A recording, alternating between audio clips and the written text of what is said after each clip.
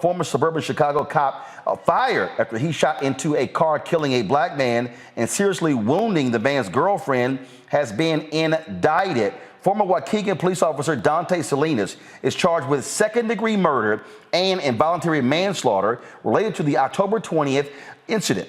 Salinas was indicted, first of all, October 20th, 2021 incident. Salinas was also indicted on felony counts of aggravated battery causing great bodily harm and official misconduct. Officer James Keating pulled over 19-year-old Marcellis Stinnette and his girlfriend Tafara Williams. The officer told the couple Stinnette had an outstanding warrant and he was going to be arrested. The couple fled the scene. Officer Keating called for help and Salinas responded. Salinas located the pair and pulled them over. He then fired the shots just 12 seconds after walking up to the vehicle. Stinnette was a passenger and Williams was driving. Salinas was fired 3 days after the shooting for multiple policy violations during the incident, including failing to activate his body-worn camera until after the shooting. Salinas is also facing charges for using excessive force while arresting a man at a family baptism in 2019. Again, I think when you look at these stories, Matt, when you look at the case of the officer firing the shots, again, you're on the scene for 12 seconds. 12 seconds. Okay. A video was circulating this week of a white cop pulling a white person over, and boy, the amount of restraint that was shown is stunning. And it just happens over and over and over again. And then when you see these cross burnings, when you see these things happen in these states, when you see the DOJ indicting and prosecuting and convicting wardens and corrections officers for brutalizing inmates, folks need to understand that there still are heinous individuals who have the power and the authority to subjugate people, and how they are abusing them and in many cases killing them.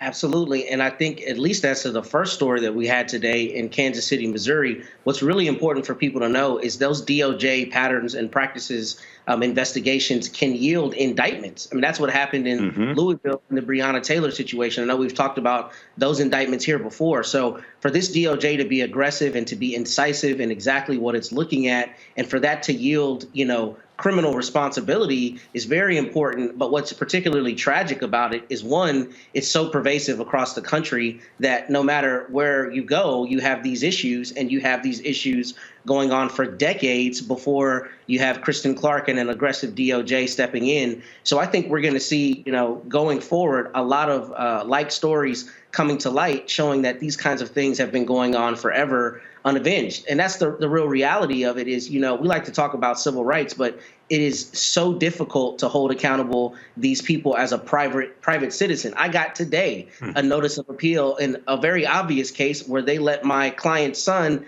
die in jail by not giving him insulin for 3 days.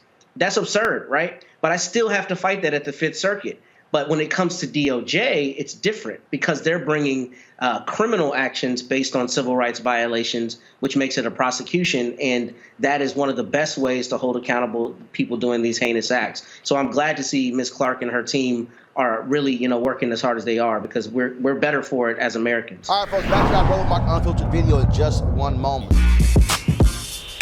When we invest in ourselves, our glow, our vision, our vibe, we all shine.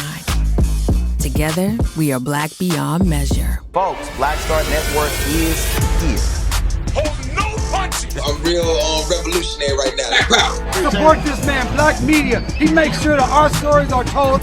Thank you for being the voice of Black America, Roland. Stay black. I love y'all. All momentum we have now, we have to keep this going. The video looks phenomenal. See, this difference between Black Star Network and black-owned media and something like CNN. You can't be black-owned media and be scared. It's time to be smart. Bring your eyeballs home.